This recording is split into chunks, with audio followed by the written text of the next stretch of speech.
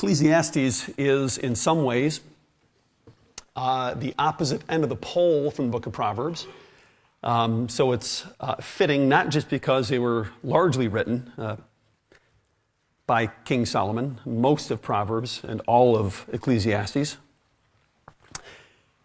but it's appropriate that they would be next to each other, I guess. Or the only other appropriate way really to arrange them might have been to make one the first and one the last book of the Bible, I suppose.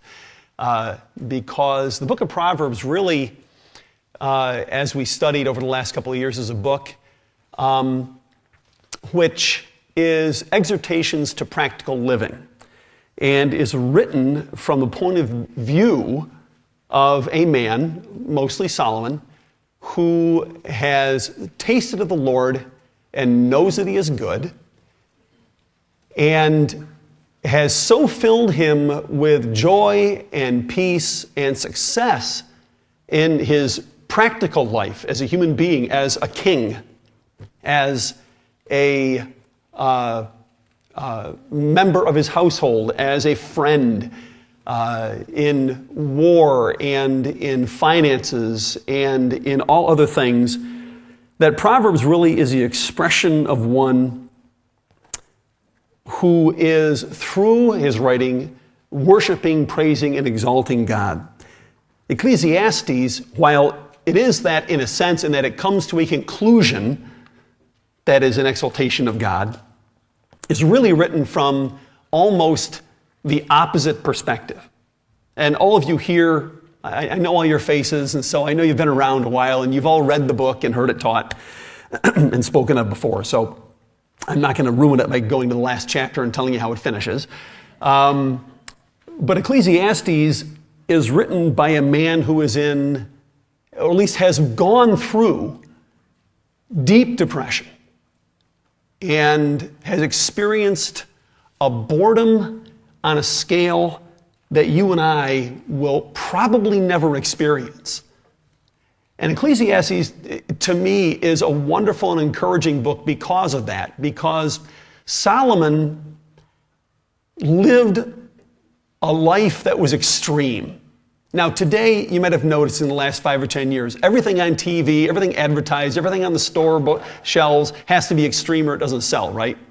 It's like there's extreme sports. There's the X Games, X standing for, not exciting, extreme. If you're going to sell gum today, it can't just be a nice little pleasant chew. It's got to be something that blows the top of your head off with extreme flavor. You notice that? You know, the drinks now, you buy a drink, it's got on here, extreme. Even milk. I was up in Burn Dairy in Geneva, right? A week or two ago, we stopped on the way back from Geneva and stopped in and I got myself a chocolate milk, a Burn chocolate milk. And it was like, this wasn't just any old chocolate milk. This was like extreme, pop your ears off chocolate milk. It was just, wow, what do you taste this? And I'm kind of like, I taste it, it's like, it's got some extra chocolate in it. It's chocolatey chocolate milk. Solomon was way ahead of the game. And you see, because of the resources that he had, Solomon could do things at a level that none of us are ever going to be able to do, for the most part. Solomon, because the Lord had blessed him and promised his father David, when he prophesied about his son, he told him that he would be a king who would rule in peace. And largely, Solomon on the throne, through him, God provided Israel with 40 years of peace. And because of that, Solomon not only had resources beyond those which anyone has ever had in the history of the world, except maybe Adam and Eve who had everything. Humanly speaking, he had resources greater than any human that ever existed, combined with leisure and free time, which can be a lethal combination. And Solomon discovered that. Now, it's an encouraging book because the end of the story is this. And I'm going to start this way because Ecclesiastes can be very depressing to read. And it can be discouraging to read. And you can get led astray if you don't understand what's going on in Ecclesiastes and why the book was really written. But it's an encouraging book because with all the things that Solomon did, And this letter, it's kind of like Augustine's Confessions. This is a confessional. It's what's known as a penitent, like David's penitent psalms, right? It's a repentant book. And even through all that Solomon did, all that he experienced, all the deliberate sin, actually, that was involved in his life, even with a bad beginning, and you might be thinking, nobody had a good beginning. Well, not really. Not if you read it closely. The seeds were sown even before the gift of wisdom was given by God in 1 Kings chapter 3. Even with all of that, God kept his promise. And Solomon had a kingdom that was characterized by the peace that God had promised through King David. Why is that so important? Because God has made a promise to you, and he's made a promise to me. And I'm not always a good little boy. And you weren't always a good little Christian either. And sometimes I'm sinning and I know it. And sometimes it's deliberate. Hopefully less than more as I grow in the Lord. But if we're honest, we are still, as Pastor Ray often says, lazy, selfish, and greedy people. And my irritability, my short temper at times, my lack of patience with people, my frustration with things that go on, my desire to have things my way are just a manifestation of the pride that still has its own life, really, in me. And in spite of all that, God kept his promises to Solomon.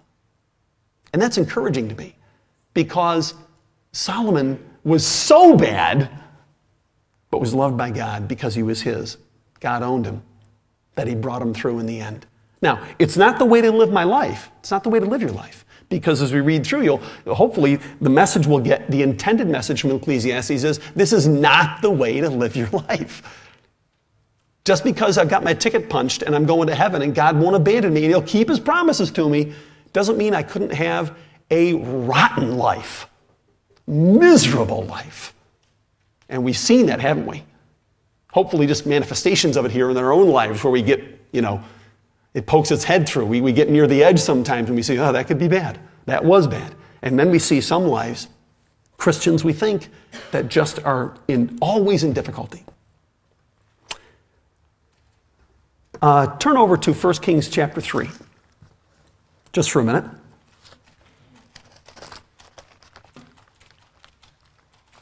This is the famous passage we're all familiar with, where Solomon is granted wisdom.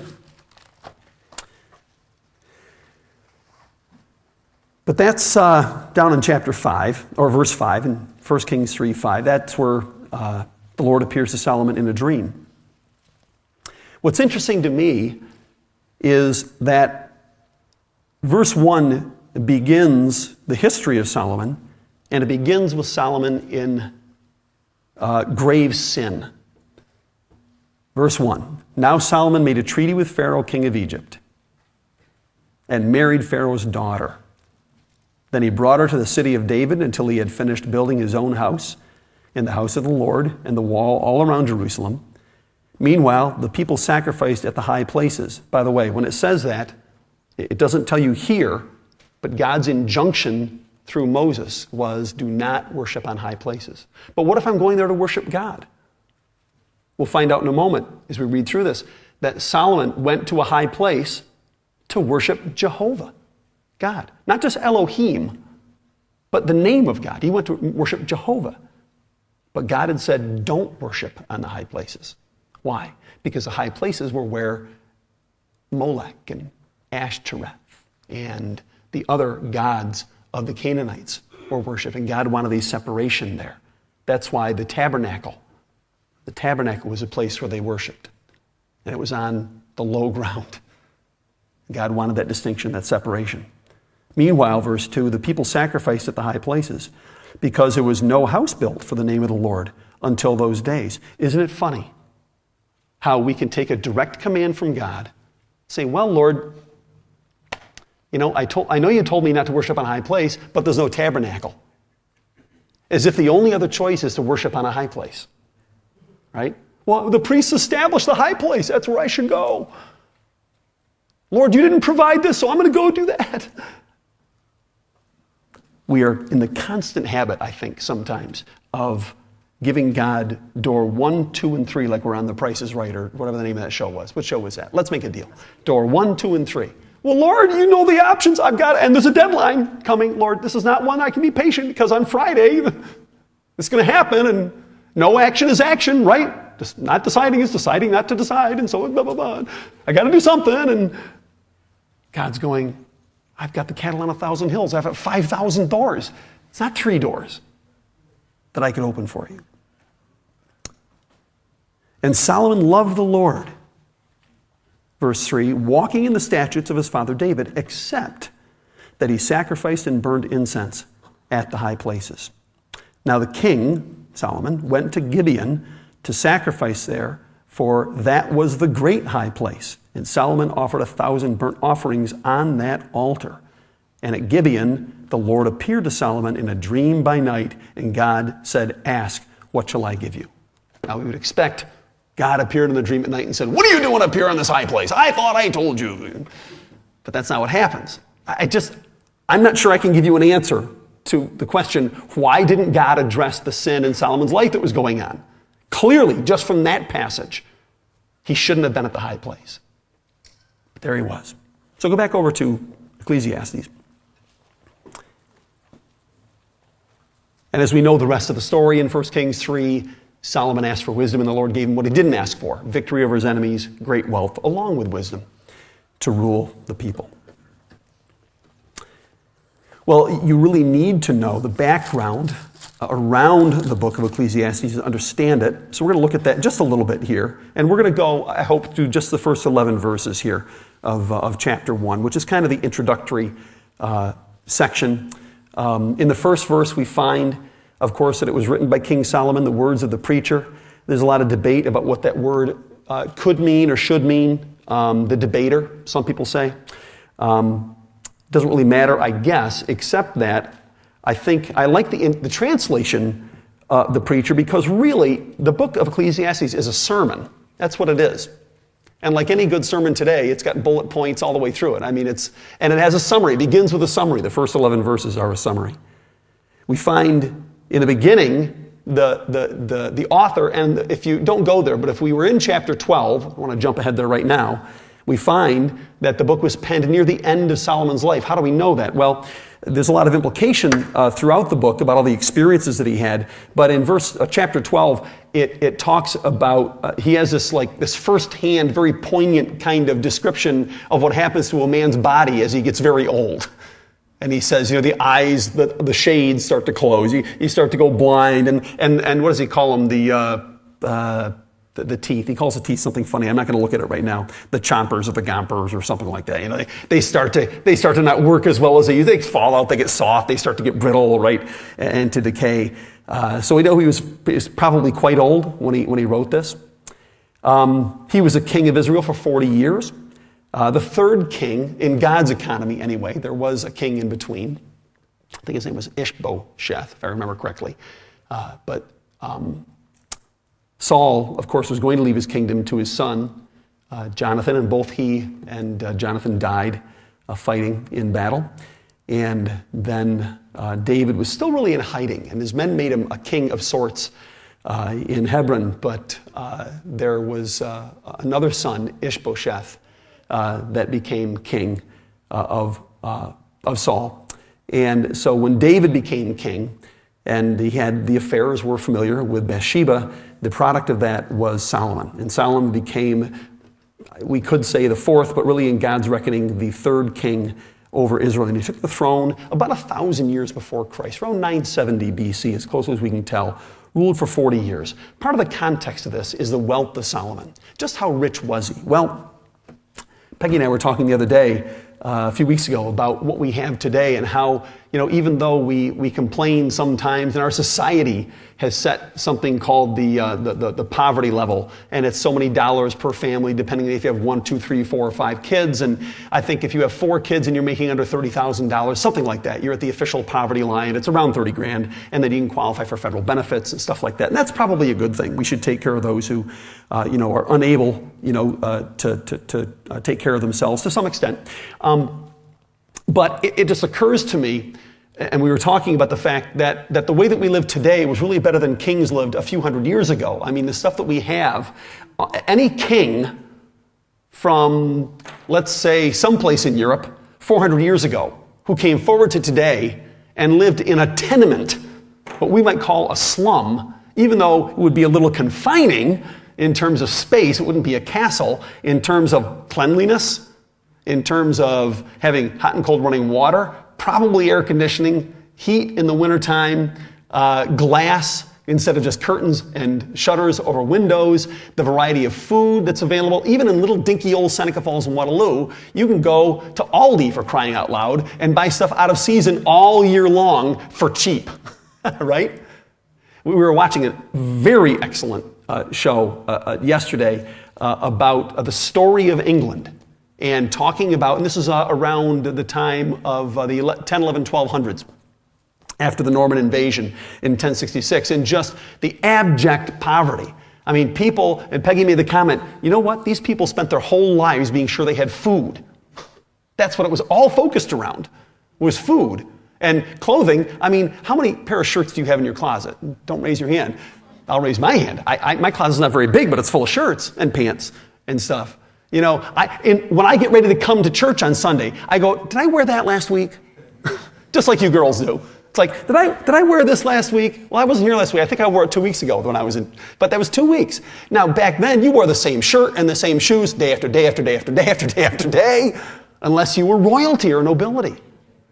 And even today, those of us who have very little have more in many ways, not the power and influence and life and death, right?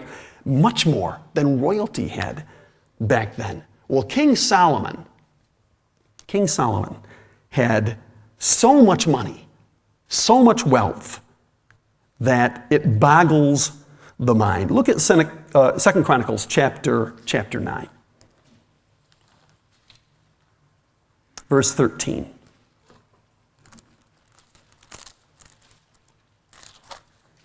It says, the weight of gold that came to Solomon yearly was 666 talents of gold. Now, there's some disagreement exactly about what a talent was, but let's take an average. That's what I did. That comes out to about 750,000 ounces of gold. Now, admittedly, gold is high right now, right? I don't buy and sell gold, but I understand anytime you see, advertisements and billboards, all the people buying your gold, gold is high.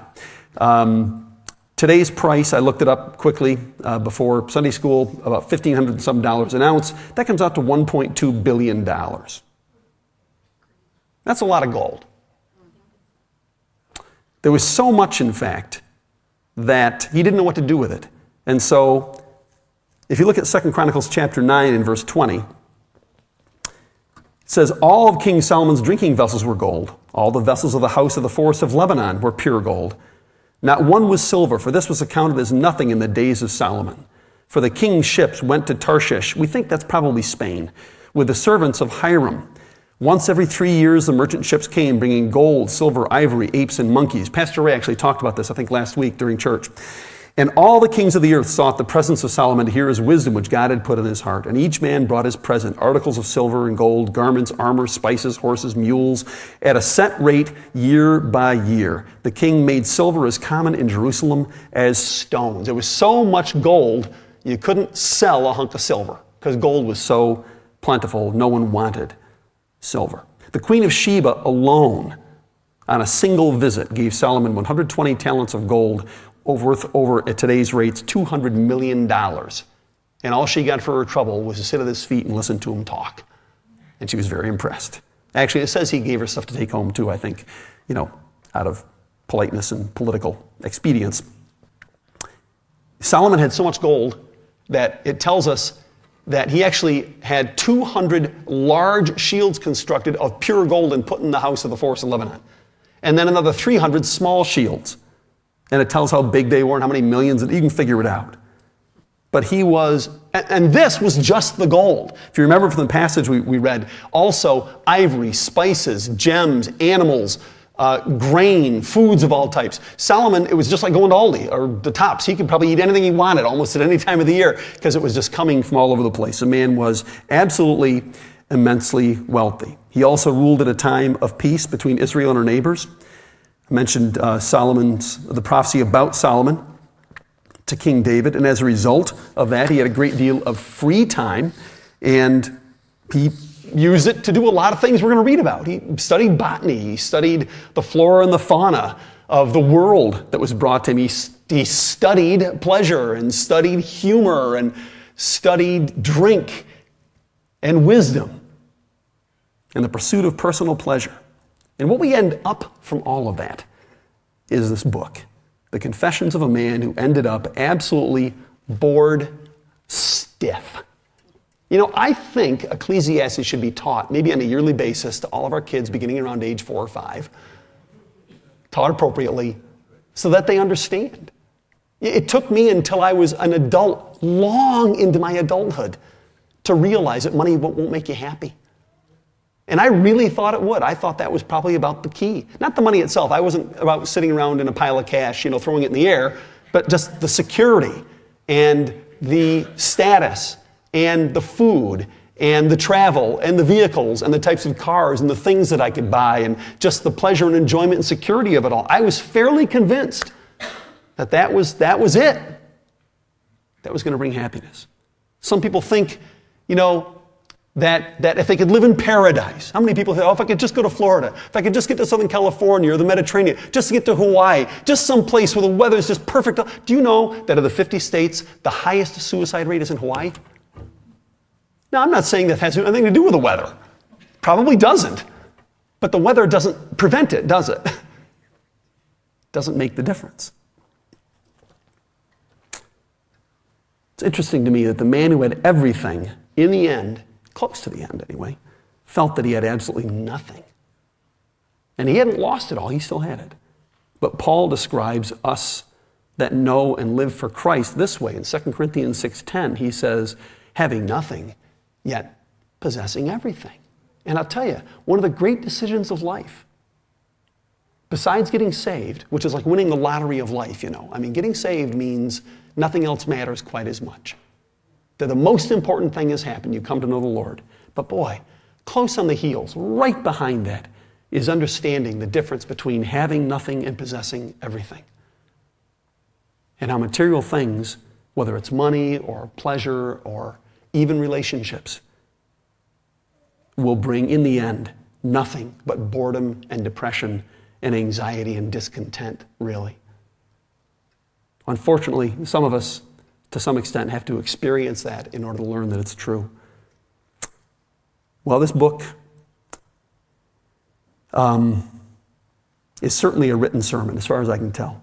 I don't think at any point in his life, after he became king, Solomon had to stand up and go, now, for those of you who don't know me, right? But he takes the pains a couple of times of identifying himself. It wasn't a speech. I think it was written for generations to come. And it's all about his mistakes. Any good pastor, at some point in his sermons, is going to talk about his mistakes and his follies and his misadventures and his sin and how the Lord has gotten him through those things. And the theme of a good preacher is stated up front in verse 1. The words of the preacher, the son of David, king in Jerusalem. Vanity of vanities, says the preacher. Vanity of vanities. All is vanity. Now today, that word vanity we use to mean like having too big an ego, like you think too much of yourself. That's not what it means. Vanity is actually that which vanishes. It's just that which is unimportant ultimately because it's not permanent. It's temporary. The first 11 verses I mentioned here are really a summation of the overarching theme of the book that Solomon discovered at the end of all these experiences that he had. And I like this because he puts the pre-conclusion before the final conclusion at the end, to follow God. That's really the message at the end. But the pre-conclusion that we need to learn, maybe before we can get there, is that all this other stuff leads to vanity. And that's how he begins. He doesn't begin by encouraging us. He begins by saying, look, it's a hard lesson, and here's what I've learned. What profit has a man for all his labor in which he toils under the sun. One generation passes away, another generation comes, but the earth abides forever. The sun also rises, the sun goes down, hastens to the place where it arose. The wind goes toward the south, it turns around to the north. The wind whirls about continually and comes again on its circuit. All the rivers run into the sea, yet the sea is not full. To the place from which the rivers come, there they return again. All things are full of labor. Man cannot express it. The eye is not satisfied with seeing, nor the ear filled with hearing. That which has been is what will be, and that which is done is what will be done. There's nothing new under the sun. Is there anything of which it may be said, see, this is new? It has already been in ancient times before us, and there is no remembrance of former things, nor will there be any remembrance of things that are to come by those who come after. Let's just all go hang ourselves now. Right? But you see, you ever been there? Maybe not quite there, but you ever felt, even as a saved Christian, we can have times where we get depressed, where anxiety comes, where we feel lonely. We feel like there's not, what's the point? That can happen to all of us at some point. If you're pursuing the Lord, that doesn't mean that'll never happen. But just consider that desperate feeling that we're all probably familiar with to some extent, and not only multiply it by 100-fold, but make it permanent. That's why people kill themselves, generally speaking. There's no hope. Now, we have trouble. We got trials. We have difficulty and hard things that happen in our lives. But what do we have? We have a hope that remains eternal in spite of it all. We have won the lottery, guys. Well, go back to verse 3. What profit has a man from all his labor in which he toils under the sun? After all, one generation passes away, another generation comes, but the earth abides forever. What he's saying is that people in the end are just temporary. And so are you. So am I. From time out of memory, people have been born, lived really very short lives, especially coming, years after the fall. My guess is, I'm just speculating, we'll ask them when we get there, that Adam and Methuselah and these guys that lived long, Jared that lived long time, probably somewhere around 647 years, turned to their wives and went, wow, it seems like it was just yesterday. I can't believe how fast. Do you notice every year goes by faster and faster and faster? It's the most incredible thing. Remember, we only got 300 years left. We better get cooking. I mean, there's only so much time to get stuff done. It's all relative, isn't it? But people come and go. They live short lives and they die. We think we're significant, important. We think, in fact, everyone thinks they're unique, don't we? I mean, we live inside our skin. We see out of our own eyes. We can't inhabit somebody else or some other generation gone by. And everyone kind of thinks, and it's true at the time, right? I'm alive, and they've been moldering in the grave for 400 years. I mean, that was then, this is now, and this is what's important. And I guess we better think that way to some extent. But it's a fantasy, because in their day, those people thought the same thing about themselves. And one day we'll be gone. The Lord tarries, and another generation's going to come up, and they're going to think of themselves as the most important thing happening, and we'll be just a vapor. Only a memory, if even that, by then, right? Next, Solomon wants us to consider nature. Verse 5, the sun also rises, the sun goes down, and hastens to the place where it rose. The wind goes toward the south, then it turns to the north. It whirls around continually and comes again on its circuit. Know what he's saying here? When Daddy lifts up Simba on the rock, and Elton John sings A Circle of Life, and all the grandpa lions look down and go, this is your destiny, to lead, and then it's a circle of life. That's depressing. It's depressing. If it's just a circle, that's what Solomon is saying. The water comes down. He understood the hydrologic cycle, didn't he? The water comes down. It evaporates. The clouds carry it back. It rains, goes into the groundwater, into the aquifer, whatever, into the rivers. It comes down. It evaporates, right? And he says, what is the point? Get to the end. There is no end. That's really what he's saying, right? The sun rises. There it goes again. Oh, there it goes again. No, there it goes again. I'm getting dizzy. Is this going to go on forever? Yeah. God built into the universe these rhythms. That's why he gave us a calendar, you know. We are built to live according to rhythms. Now, if you're in your right mind, you see the sun come up in the morning. Wow, what a beautiful sunrise. You see it go down. What a gorgeous sunset. In between, you go, thank you, God, for the life that comes from the energy of the sun. Thank you, Lord. I was thanking God for the heat. I like the heat. Some of you hate the heat. I love the heat. I want to lie out and just, or work in it or sweat or something. I'm thanking God for the, I complain too much in the winter. I'm just loving the summer, The wind. Please do. It says here, he understood the whole jet stream. The wind goes toward the north, turns around to the south, How did he know that? No satellites, no weather balloons, just observation and divine wisdom given by God. It whirls about continually. How could he possibly have known that? And it comes again on its circuit. Verse 7, all the rivers run into the sea, but the sea is not full. To the place where the rivers come, from which they come, back they return again. To us, it's complex and beautiful. But if you are sated with the things of the world, if you're so filled with self-indulgence and have neglected the feeding of your spirit, then all this stuff is going to take on, the coin is going to flip around, and you're going to see a side that is completely negative about everything. You know people like that? People that are just grumps. There's an old word that describes it. They're called curmudgeons. They're just not pleasant to be around because everything is like, it's just negative.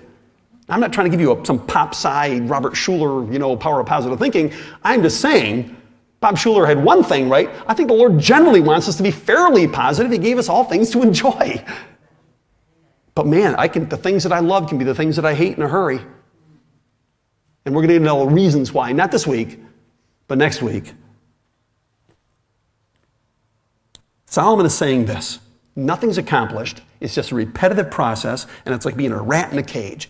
The world and people are running on a wheel, and what is the point? Verse 8, all things are full of labor. Man can't express it. The eye is not satisfied with seeing, the ear filled with hearing. He observes something here. No matter how much you see, it's never enough. No matter how much you have, it's not. No matter how much you hear, you're never satisfied. We always want more, more, more. Is there no end to it? He's saying. Isn't all the seeing and hearing and feeling and eating and leading leading anywhere? Is it just creating a desire for more of the same? You have to eat. It goes through your body. You got to eat again. You eat again. And you eat again. How many people here enjoy eating? I really enjoy eating. I'm glad the body works the way that it does. Wouldn't it be a bummer if when you got to a certain age, you filled up and that was it? Right? I mean, if you struggle with your weight, think about that. God gave you taste buds if you kept on eating and it didn't go anyplace. I mean, talk about an obesity epidemic. I mean, this place, the world would be tipping. So we eat and we continue, and it's a cycle that we go through. But Solomon saw that and he's like, this is ridiculous. Again, food again. As Pastor Ray sometimes says, oh, Matthew chapter 3 again? Somebody just taught Ecclesiastes in the Bible study I was going to last month. I felt sorry for the kids in my high school because I was teaching them Revelation.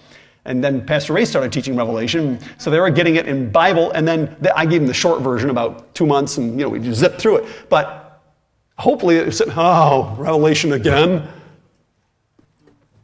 It has a lot to do with what's going on up here and in here, doesn't it? How we see these things. That which has been is what will be. That which is done is what will be done. And there is nothing new under the sun. Is there anything of which it may be said, see, this is new? Oh, computers, airplanes. So what? That doesn't mean anything. I just found out the other day that the Egyptians had hot and cold running water in copper pipes. Way back. I haven't investigated. I had read a little blurb that said they didn't. That might be true. But it's like people lived better than we think they lived, for one thing. They just didn't fly, right? Or, have music they could pipe into their ears. But really nothing has changed. Is there anything of which it can be said? See, this is new. It has already been in ancient times before us. He's saying, try to do something new. You can't. There's nothing new under the sun. It's been tried before. You're not unique, he's saying. You're just a rat on a wheel. There's no remembrance of former things, verse 11, nor will there be any remembrance of things that are to come by those who will come after. In the end, nobody really cares about what you're doing, he's saying. When you die, it's all going to die with you.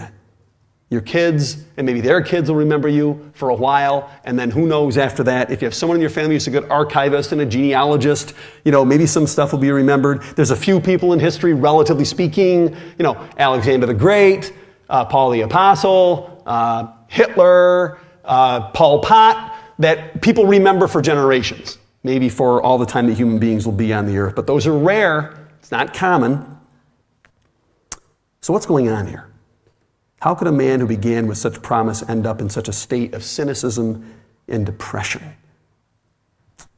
And we're going to talk about that next week.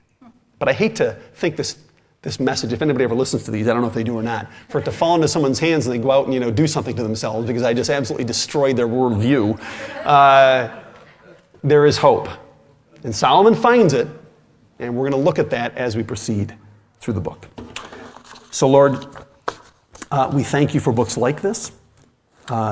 We are thankful the Bible does not shrink from bringing to our attention those things which are difficult and things which may apply to us personally, directly, and even presently in our lives. Thank you, Lord, for the warnings that you put down. Lord, I guess that's one reason why we are without excuse, even the saved, Lord, because it's all here. So instruct us, Lord. Help what Solomon went through to be the experience that we can experience vicariously, not ourselves, but through him. Lord, that the disaster that came upon him would not come upon us. Instead, Lord, let us learn the lesson that he is pushing, that he is presenting in this book at the end of his life. Now, Lord, that we could live a life fulfilled and joyful with the right perspective on all of these things. So, Lord, make us more like you. Make us content, Lord, in what we have and dependent upon you, Lord, for everything. We thank you. We praise the name of Jesus this morning. It's in his name we pray. Amen.